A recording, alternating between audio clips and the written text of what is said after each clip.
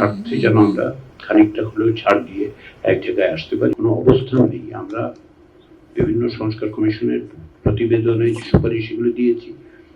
গত 2 মাসের আলোচনায় অন্যান্য প্রস্তাব এসছে, সেই প্রস্তাবগুলো আমরা সন্নিবেশিত করেছি, সেগুলো যাতে আমরা আলোচনা করতে পারি।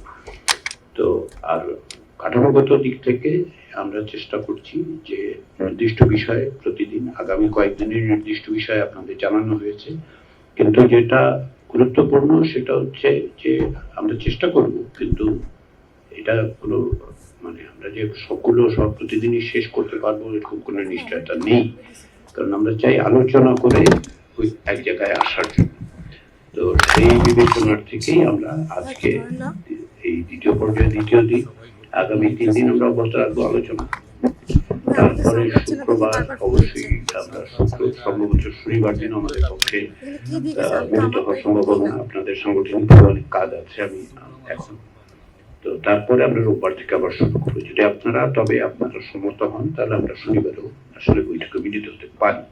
আমাদের দিক থেকে সেটা প্রস্তুতিটা আছে। তো আবার সবাইকে আমার ধন্যবাদ জানাই যে আপনারা এই আলোচনার প্রক্রিয়া এবং ঐক্যমতে পৌঁছানোর প্রচেষ্টার সঙ্গে আপনাদের সহযোগিতার জন্য সবাইকে ধন্যবাদ।